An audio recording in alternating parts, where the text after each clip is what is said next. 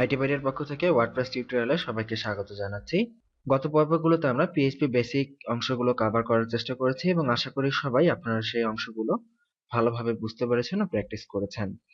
আজকের পর্ব থেকে মূলত আমরা ওয়ার্ডপ্রেস শুরু করব। তো আজকের পর্বে আমরা জানবো যে আমরা আমাদের ওয়ার্ডপ্রেস যে কোর্সটা আমরা করতে যাচ্ছি সেই কোর্সটা আমরা কিভাবে সাজিয়েছি।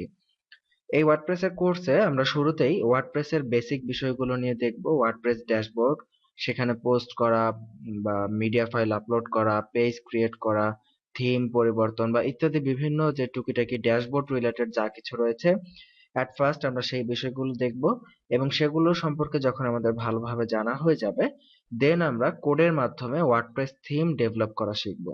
এতে করে আপনারা ওয়ার্ডপ্রেসের ড্যাশবোর্ড সম্পর্কেও পরিচিত হবেন এবং সেই ড্যাশবোর্ডের সাথে মিল রেখে আপনি কিভাবে ওয়ার্ডপ্রেস থিমে বিভিন্ন পার্ট, বিভিন্ন অংশ কিভাবে অ্যাপ্লাই করতে পারেন সেই বিষয়গুলো আমরা পরবর্তীতে জানবো এবং এইভাবে আমরা আমাদের টোটাল কোর্সটি শেষ করব ইনশাআল্লাহ। তো কোর্সটি শুরু করতে গেলে আমাদেরকে প্রথমে একটি বিষয় নিয়ে কনফিউশন ক্লিয়ার করতে হবে।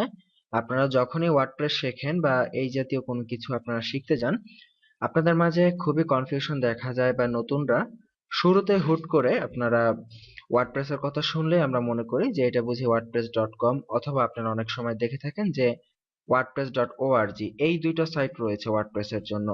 তো এখন আপনাদের মধ্যে কনফিউশন সৃষ্টি হতে পারে যে আমরা কি wordpress.com শিখবো নাকি আমরা wordpress.org শিখবো। যারা এই দুইটা ওয়েবসাইটের কোনোটার নামই এখনো পর্যন্ত শুনেন নাই, তারাও এই বিষয়টি ভালো করে ক্লিয়ার হয়ে নিন যে wordpress.com এই ওয়েবসাইটটি হচ্ছে মূলত এটি একটি ব্লগিং প্ল্যাটফর্ম বা এটি একটি ওয়েব 2.0 সাইট। এটা দিয়ে আপনি ফ্রিতে অনেক ওয়েবসাইট করতে পারবেন সাবডোমেইনে, যেমন something.wordpress.com এইভাবে। তবে এইটার সবচেয়ে বড় অসুবিধা হচ্ছে এখানে আপনি কাস্টমাইজেবল কিছু দিতে পারবেন না, এখানে প্লাগইন ইউজ করতে পারবেন না বা এখানে নানান ধরনের সমস্যা রয়েছে। কিন্তু আমরা যেটা শিখবো বা যেটা মূলত ওয়েব ডেভেলপমেন্ট বা আমরা যেটা ওয়েব ডেভেলপ করব সেটা হচ্ছে এটা wordpress.org।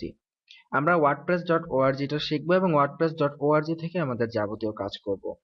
তো অবশ্যই আপনারা এই ভুলটা কখনোই করবেন না। আপনি কখনোই wordpress.com এ ঢুকে আহ, আমরা যে কাজগুলো করব এখানে সেই কাজগুলো করার চেষ্টা করবেন না, তাহলে দেখবেন সেখানে অনেক কিছুর মিল নেই।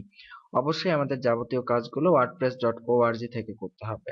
তো এই ছিল মূলত আজকের পর্ব। আমরা আজকের পর্বে জানলাম যে আমরা কিভাবে আমাদের টিউটোরিয়ালটিকে সাজিয়েছি এবং আমরা wordpress.com ব্যবহার না করে আমরা অবশ্যই wordpress.org এই ঠিকানা ব্যবহার করে আমরা কাজ করব। আজকের পর্ব এই পর্যন্তই। আগামী পর্বের আমন্ত্রণ রইল। ভালো থাকবেন সবাই। আল্লাহ হাফিজ।